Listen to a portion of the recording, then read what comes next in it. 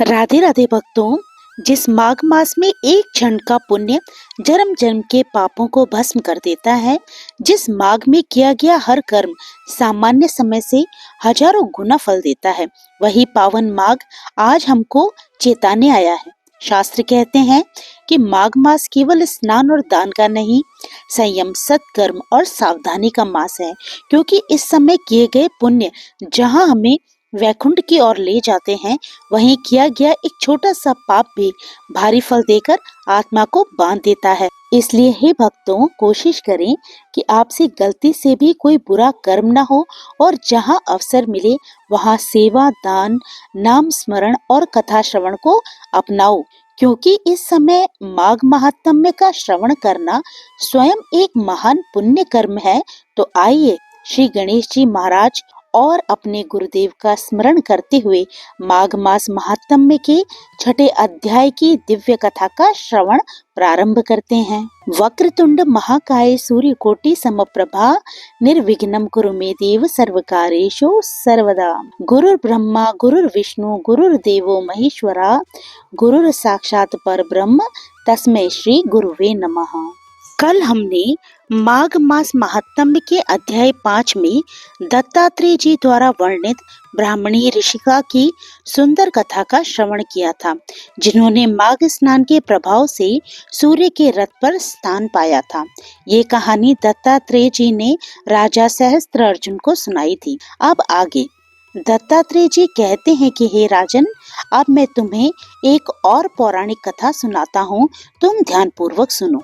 पूर्व समय में सत्युग के उत्तम निषेध नामक नगर में हेमकुंडल नाम वाला कुबेर के सदृश धनी वैश्य रहता था, जो कुलीन, अच्छे काम करने वाला, देवता अग्नि और ब्राह्मण की पूजा करने वाला, खेती का काम करता था। वह गौ, घोड़े, भैंस आदि का पालन करता था।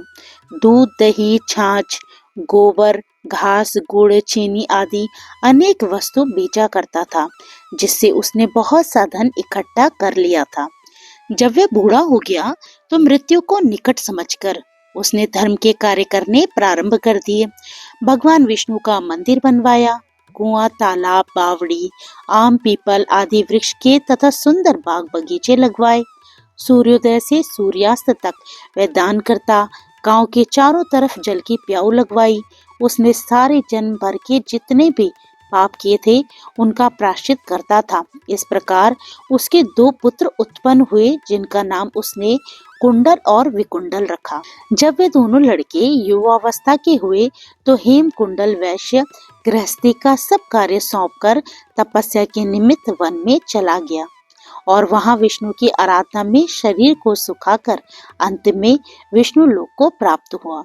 उसके दोनों पुत्र लक्ष्मी के मद को प्राप्त होकर बुरे कर्मों में लग गए। वैश्यागामी वीणा और बाजे लेकर वैश्याओं के साथ गाते फिरते थे।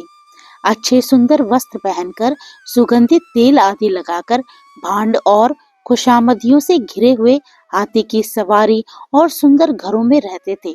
इस प्रकार ऊपर बोए बीज के सदृश वे अपने धन को बुरे कामों में नष्ट करते थे।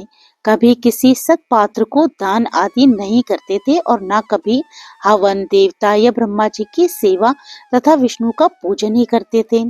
थोड़े दिनों में ही उनका सब धन नष्ट हो गया और वे दरिद्रता को प्राप्त होकर अत्यंत दुखी हो गए। भाई, जन, सेवक, उपजीवी सब इनको छोड़कर चले गए। तब इन्होंने चोरी आदि करना आरंभ कर दिया। राजा के भय से नगर को छोड़कर डाकुओं के साथ वन में ये रहने लगे और वहां अपने तीक्ष्ण बाणों से वन के पक्षी, हिरण आदि पशु तथा हिंसक जीवों को मारकर खाने लगे। एक समय इनमें से एक पर्वत पर गया, जिसको सिंह मारकर खा गया, और संयोग से दूसरा वन को गया, जो काले सर्प के डसने से वहीं मर गया।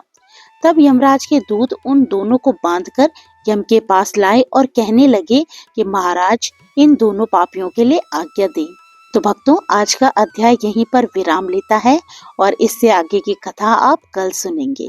तो अंत में भक्तों, मैं यही कहूंगी कि जीवन हर क्षण घट रहा है, हर श्वास हमें मृत्यु के समीप ले जा रही है। इसलिए आज नहीं अभी से नाम स्मरण को जीवन का आधार बना लो। कलयुग में यदि कोई सबसे सरल और सबसे शक्तिशाली साधन है तो वह नाम जप है, क्योंकि कलयुग केवल नाम आधारा, सुमिर सुमिर नर उतर ही पारा। इसलिए जितना हो सके प्रभु का नाम लेते रहिए और पुण्य के भागी बनते रहिए। हर सांस के साथ प्रभु के नाम का जाप करते रहिए। जय श्री कृष्णा। राधे राधे।